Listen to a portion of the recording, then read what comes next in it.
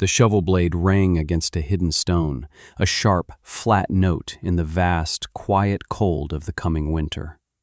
Elias paused, his breath pluming in the thin air, and worked the stone free with gloved hands.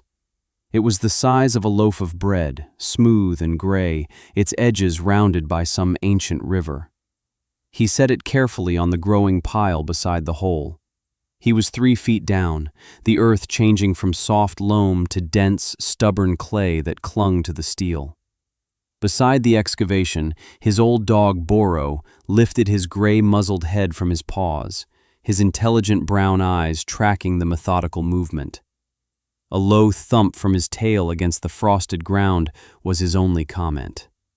This was the 4th week of digging. The hole was now 8 feet in diameter, a perfect circle scribed into the yard between his small cabin and the tree line. It was this precision, this deliberate geometry, that so unsettled his neighbors. Folly was one thing, methodical folly was another entirely. The first to voice his opinion had been Old Man Hemlock, who had lived on the next parcel for 50 years and had buried 2 wives and a son in the town cemetery. He'd stopped his horse on the track that ran past Elias's property, leaning on his saddle horn. "What in blazes are you digging your own grave for, boy?" he'd called out, his voice a gravelly mix of concern and ridicule. Elias had simply wiped sweat from his brow with the back of a canvas glove and looked up. "Fire pit." Hemlock had squinted, his face a roadmap of weathered disapproval. "A fire pit? 6 feet deep? That's the craziest thing I've ever seen. The first real snow will fill it. The ground will heave it apart before January.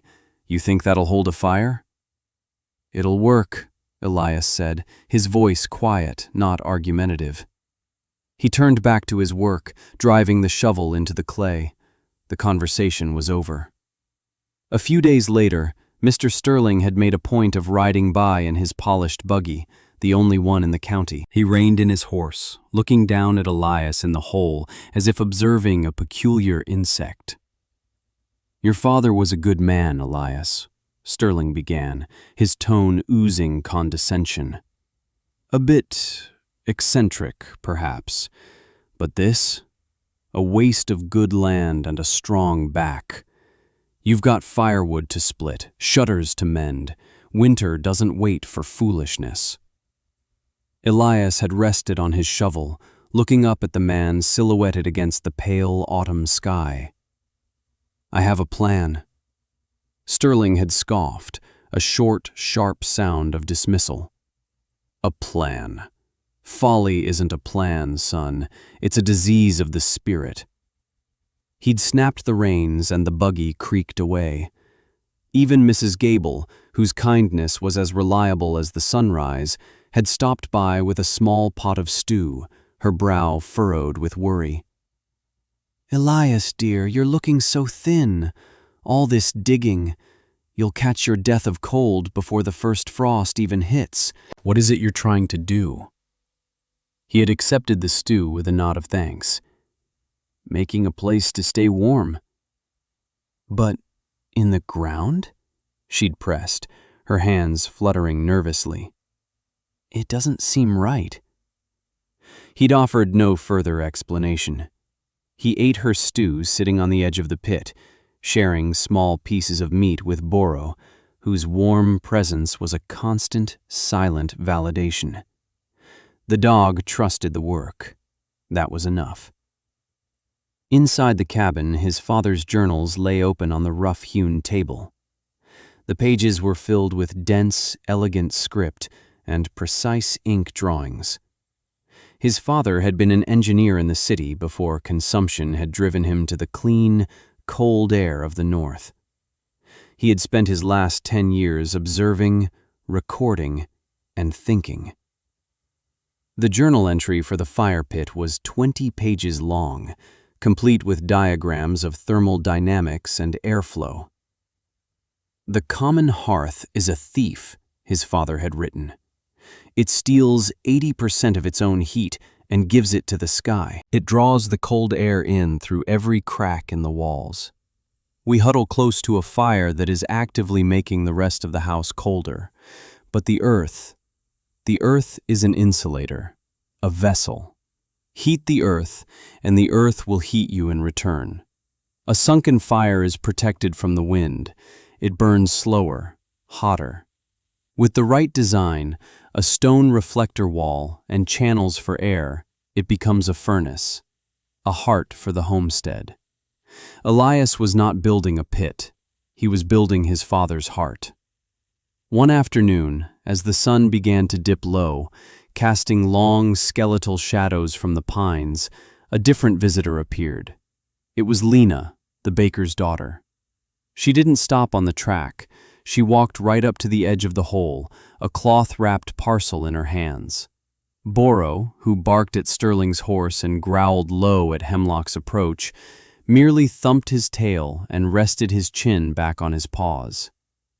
"My father sent some bread," she said. Her voice was clear and lacked the note of pity he'd grown accustomed to. Her eyes weren't on him, but on the careful construction of the hole, the neat pile of stones, the clean-cut walls of the pit. "Thank you," Elias said, climbing out. He was covered in dirt, his hands raw despite the gloves. "What are you building?" she asked, her curiosity genuine. He hesitated. Explanations had proven useless. Instead, he gestured for her to follow him into the cabin. He lit a lantern, the warm light falling on the open journal. He pointed to the central diagram, a cross-section of the pit, showing the deep fire bowl, the angled air channels dug below the frost line, and the tall, curved back wall. She leaned closer, studying the drawing. Her finger traced the line of the heat reflector. "It's meant to bounce the heat forward?" Elias nodded. "Toward the porch." She looked from the diagram to him, her expression thoughtful, not dismissive. "It's clever. All that stone will hold the warmth for hours after the fire dies down." He felt a strange lightness in his chest. It was the first time someone had seen the plan instead of the whole. "Yes," he said. That was all. She handed him the bread. It was still warm. "Well," she said, a small smile on her face, "I hope it works."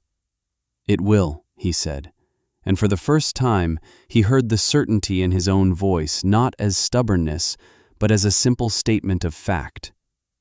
He watched her walk away, her figure small against the vast, darkening landscape. Back at the pit, Boro looked from her retreating form to Elias and let out a soft woof. Elias reached down and scratched the old dog behind the ears. The work continued. The digging was the first part, the brute force. He hit the permafrost line at 4 feet, a layer of iron-hard ground that had to be chipped away in frozen shards. The shovel was useless here. He used a heavy iron bar, driving it down, prying up chunks of icy soil, his shoulders and back screaming with a deep, resonant ache that followed him into his sleep. Each night, he would collapse onto his cot, too tired to eat much, and Boro would limp over and lick his chapped hands before settling on the floor beside him. The physical toll was immense, but it was honest. Every inch deeper was an inch closer to his father's vision. Once the pit reached its prescribed depth of 6 feet, the second phase began, hauling the stone. The nearest river was half a mile away, its banks littered with smooth, dense stones, perfect for lining the pit. He built a crude sledge from birch logs and rawhide. For 2 weeks, from dawn until the light failed, he made the journey back and forth. Each trip was a meditation in weight and endurance. He would select the stones with care, feeling their heft, imagining their place in the wall. He chose flat, heavy stones for the base, thick ones for the load-bearing lower courses, and paler, smoother ones for the upper reflector wall, just as the journal instructed. "The color of the stone is not incidental," his father wrote. Lighter granite will reflect more radiant heat than dark basalt. Boro always accompanied him, trotting patiently beside the sledge. The dog was old, his hips stiff in the cold mornings, but he never failed to make the trip. He would watch Elias lever a heavy stone onto the sledge, his head cocked as if supervising the quality of the selection. On the way back, with Elias leaning into the harness, straining against the immense weight, Boro would walk just ahead, a furry, four-legged scout. The townsfolk watched this new phase of his project with renewed bewilderment. Hemlock saw him dragging the loaded sledge, the runners groaning over the hard ground. "You'll break your back for a pile of rocks, boy. That thing will be a frozen tomb come December." Elias didn't reply. He just kept pulling. He laid the base first, a solid floor of the flattest, widest stones he could find, fitted together like a mosaic. Then he began the walls, dry stacking them with a patient precision that bordered on obsession. There was no mortar. It was all about fit and balance. He would try a stone, rotate it, test its stability, then remove it and try another until it locked into place as if it were born for that spot. His hands, already calloused from the digging, became scraped and bruised, the cold seeping into his knuckles until they were permanently stiff. He would come inside at night and soak them in hot water, the stinging pain a testament to the day's progress. Lena came by again, this time with a small jar of salve for his hands. "My mother makes it," she said simply. "For burns from the oven. It might help." He accepted it with a quiet nod of thanks. He was in the pit, fitting a stone into the third course of the wall. He was so focused he hadn't heard her approach. She stood at the edge, watching him work. The walls were now waist-high, a solid ring of gray and tan stone. "It's beautiful," she said, and the word surprised him. He had thought of it as functional, necessary, strong. He had not considered its beauty. But looking at the interlocking patterns, the subtle variations in color and texture, he saw what she meant. It was a kind of raw, earthy architecture. The most difficult part was the air channels. Following his father's schematics, he dug 2 narrow trenches, each 6 inches wide, extending 10 feet from the base of the pit and sloping gently upward. They had to run beneath the frost line to ensure they wouldn't freeze solid and block the airflow. He lined them with thin, flat slates, creating covered tunnels that would draw oxygen into the base of the fire, feeding it from below. It was painstaking, subterranean work, requiring him to lie on his stomach in the cold dirt, fitting the slate covers. This was the part no one could see, the secret lungs of the structure. Finally, he began the reflector wall. It rose from the back half of the pit, curving gently inward as it climbed. He used the pale granite stones here, the ones he'd set aside. This wall was taller than the rest, rising a full 3 feet above ground level, a pale stone shield cupped against the prevailing north wind. When it was finished, it looked like a giant stony ear turned to listen to the whisper of the coming winter. He finished the last stone on the day the first snowflakes fell. They were small and hesitant at first, then larger, drifting down to coat the dark earth in a fragile white lace. Elias stood back, his work complete. The pit was a formidable structure, a permanent feature of the landscape. It had taken him nearly 2 months of relentless labor. His hands were scarred, his back was a knot of weary muscle, but it was done. It looked exactly like his father's drawing. Boro came and stood beside him, nudging his cold nose into Elias's hand. Together, they looked at the deep, stone-lined heart they had built. The snow fell harder, beginning to collect on the ground, but inside the deep bowl of the pit, the stone floor remained dark and clear. It was ready. Now, all they had to do was wait for the cold. The cold arrived not as a gradual decline, but as a sudden, brutal assault. The temperature had been hovering around 0 for a week, a standard, manageable cold for November. But then, a stillness fell.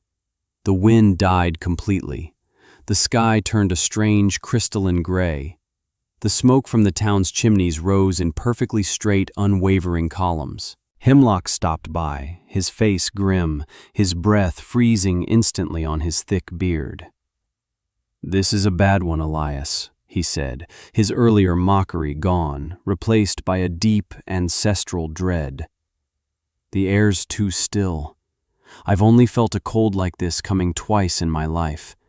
The last time was the winter of '78. We lost a third of the cattle and 4 people." He glanced at the sunken pit, now dusted with snow. He shook his head, but this time it seemed less like dismissal and more like a gesture of weary resignation. "I hope you got enough wood split." Elias had. His woodshed was full, stacked to the rafters with seasoned oak and birch, the product of his late father's foresight and his own summer's labor.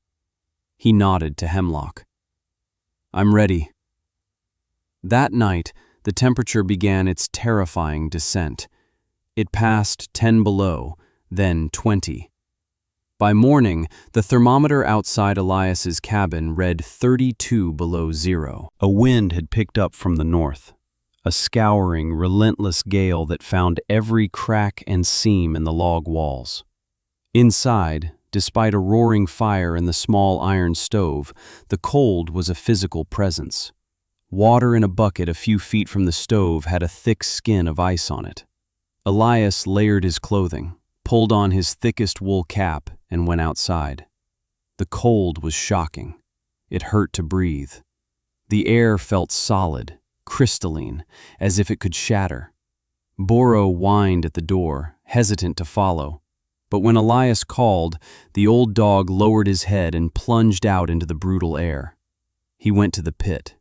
The wind howled over the top, but down inside the 6-foot-deep enclosure, the air was eerily calm. He had laid the fire the day before, a base of tinder and kindling, with larger logs stacked in a careful pyramid. He struck a match. The flames sputtered, nearly extinguished by the sheer density of the cold, but it caught the birch bark. For a moment, it seemed the fire would fail, smothered by the frigid air. But then, the design took over. A faint whisper came from the 2 air channels. The fire, starved for oxygen at the top, began to draw air from below. The embers at the base glowed brighter, then red, then orange. A small, clean flame licked at the kindling. Within minutes, the pyramid was alight, burning with an astonishing intensity. There was almost no smoke. The draft from the tunnels pulled it straight up and away, a thin, wavering line into the gray sky. The fire did not flicker or dance wildly. It roared, a contained, focused column of heat. Elias sat on the stone bench he had built into the opposite wall. The stones were still frigid, but the radiant heat from the fire was immediate and powerful. It struck his face and chest, a wave of palpable warmth. The curved reflector wall behind the fire began to absorb the energy, its pale surface shimmering. He held out his bare hands, and they began to sting as the blood returned to them. Down here, protected from the wind, with the fire roaring and the stones beginning to warm, it was a pocket of life in a world that was trying to freeze solid. Boro crept down the stone steps Elias had built into the side and curled up as close to the fire as he dared, letting out a deep groan of contentment. News traveled slowly in the grip of the cold, passed in desperate, brief trips between cabins.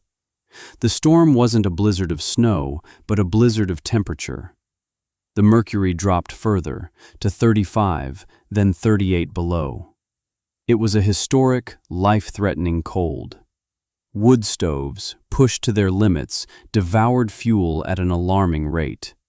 Chimneys, coated in creosote, caught fire from the intense heat.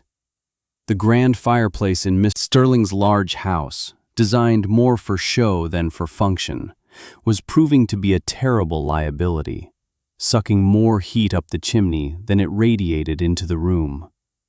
The first crisis came from the bakery. The intense cold caused the mortar in their brick oven's flue to contract and crack. A plume of smoke filled the small home attached to the shop. They had to douse the fire, their only source of heat. Within an hour, the house was dangerously cold. Lena's father, a proud man, fought his panic for another hour before desperation won. He looked at his daughter, her face pale, her hands tucked into her armpits for warmth. "Go to the boy with the hole in the ground," he said, his voice tight. "Maybe his foolishness has some warmth in it. Go now." Lena arrived at Elias's cabin wrapped in every blanket she owned, her face rimmed with frost. Boro announced her arrival with a soft bark from his post by the fire pit. Elias met her at the door and saw the fear in her eyes. "Our flue, it cracked," she said, her teeth chattering. "We have no fire." He didn't speak. He simply took her arm and led her not into his small, drafty cabin, but to the steps leading down into the earth. The moment they descended below ground level, the wind vanished. She felt the radiant heat envelop her. She stopped on the last step, staring. The fire was a solid pillar of orange and yellow light, burning with a clean, steady roar. The stone walls of the pit glowed, radiating a deep, penetrating warmth that felt ancient and alive. It was a circle of summer in the heart of a lethal winter. She unwrapped the blanket from her head and sank onto the stone bench, tears of relief freezing on her cheeks. Elias went back to the cabin and returned with 2 heavy wool blankets and 2 mugs of hot, weak tea. He handed one to her and sat on the bench opposite, Boro resting his head on his knee. They sat in silence, watching the flames. There was nothing that needed to be said. Within the hour, others came. Hemlock was next, his face a mask of defeated pride. His wife was with him, her breathing shallow. "Our chimney, it's clogged with ice," he mumbled, not meeting Elias's eyes. "The house is full of smoke. We can't stay there." Elias just nodded toward the bench. Hemlock and his wife shuffled down the steps, their eyes wide with disbelief as they entered the sphere of warmth. They huddled together, staring at the fire as if it were a miracle. Soon after, Mrs. Gable appeared with her 2 young children, their faces pinched and blue with cold. Her stovepipe had frozen solid. They were followed by 2 other families from the far end of the settlement. The stone benches filled up. People sat on the steps, on the floor of the pit, their backs against the warming stone. The space, designed for 1, now held 17 people. The last to arrive was Mr. Sterling. He came alone, his fine overcoat looking thin and inadequate. He stood at the edge of the pit, his face illuminated by the fire below, stripped of its usual arrogance. He looked old and afraid. "Elias," he said, his voice cracking. "My servants have left. The house, it's as cold as a tomb. May I—" Elias looked up at him. He saw not the man who had mocked him, but just a man, cold and desperate. He gestured to an empty space on the bench beside Lena. Sterling descended the steps, his dignity forgotten, and sat heavily, extending his trembling, gloved hands toward the fire. For 3 days and 2 nights they lived in the pit. Elias kept the fire fed, his movements economical and sure. The women organized the children, keeping them bundled and close. The men took turns making brief, dangerous forays for more firewood or to check on the livestock, which were perishing in their barns. In the sunken heart of the earth, A community of shivering refugees was forged. They shared what little food they had. They told stories in hushed voices, and they watched the fire. They watched the flames dance, mesmerized by the simple, profound efficiency of the design. They felt the wind rage harmlessly above their heads, and felt the deep, steady warmth radiating from the stones. They were alive because of a hole in the ground that they had all called insane. On the morning of the fourth day, the wind stopped. The silence was as profound as the previous noise had been. The temperature began a slow, grudging climb. By noon, it had reached 10 below zero, a temperature that now felt, absurdly, like a spring thaw. The crisis was over. One by one, the families emerged from the pit, blinking in the bright, cold sunlight reflecting off the snow. They moved stiffly, their faces etched with exhaustion and a dawning sense of awe. They looked back at the pit, at the column of heat still rising steadily from its depths, and then at Elias, who was quietly stacking more wood nearby. Hemlock was the first to approach him. The old man stood before Elias, his hat in his hands. He cleared his throat. "I've lived on this land for 70 years, he said, his voice rough with emotion. "I thought I knew everything there was to know about winter. I was wrong." He looked at the pit, then back at Elias. "I've never seen anything like it. That pit, it saved us." He paused, then uttered the two words that were the heaviest for him to lift. It worked. Later that day, Mr. Sterling came, his demeanor entirely changed. The condescension was gone, replaced by a deep and humbling respect. "Elias," he said, standing straight, "I owe you my life, and I owe you an apology. My arrogance nearly cost me everything." He reached into his coat. "I want you to build one for me, and for every family in this town that needs one. I will pay for the materials, for your time. Name your price, son." Elias looked at the man's outstretched purse, then at his face. He shook his head. "No charge," he said. He went into his cabin and returned with his father's journal, open to the diagrams of the pit. "The price is that you learn.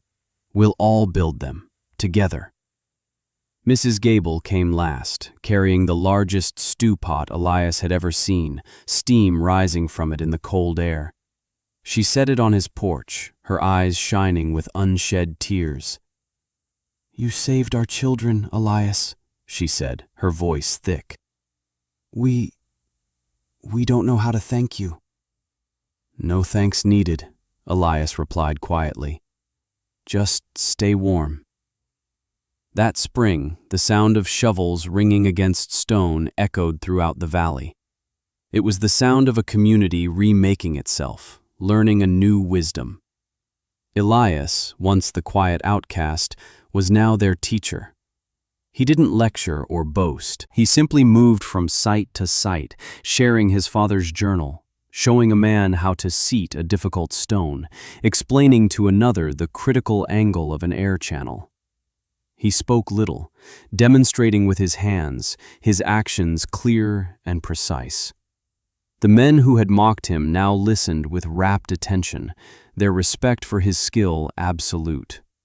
They worked together, hauling stone, digging in teams, a spirit of cooperation born from shared trauma and salvation. By the first snow of the following winter, 7 new sunken fire pits were complete, each a testament to a lesson learned the hard way. Elias and Lena were married that fall. It was a simple ceremony held on the edge of the original pit. The entire town was there. The structure was no longer a symbol of his solitary struggle, but the warm, beating heart of their community. Lena stood beside him, her hand in his, her belief in him having been the first flicker of warmth in a cold and skeptical world. She hadn't needed to be saved by the fire to know its worth. She had seen it in the quiet determination of the man who built it. Years passed. The winters came and went, but they were never feared in the same way again. The sunken pits, which the townspeople began to call Elias hearths, became the standard.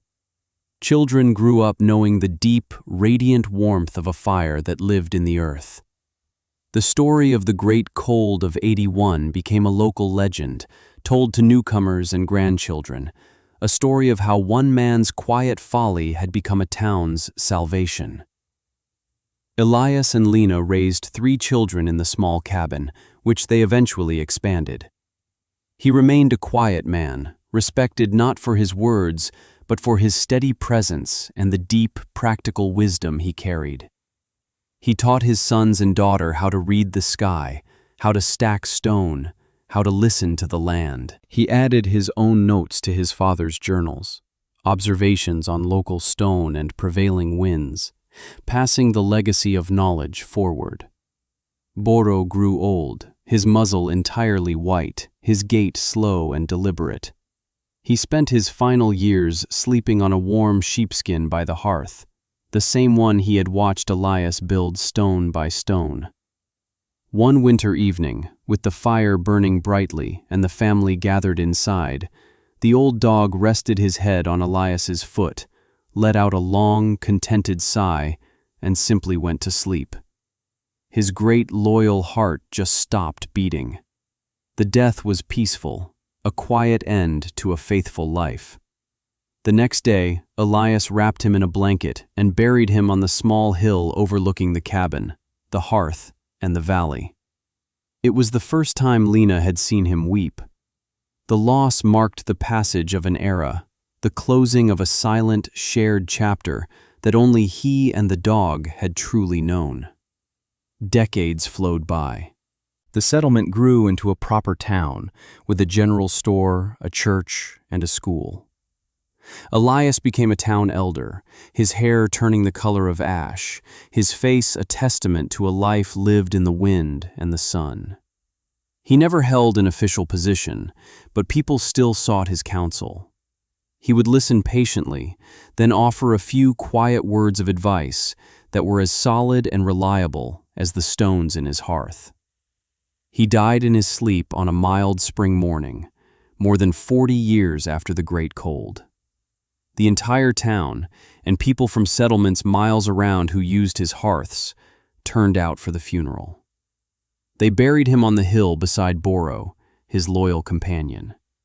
Lena lived on for 5 more years, the beloved matriarch of the community, her stories keeping the memory of that terrible winter and the quiet man who saved them alive.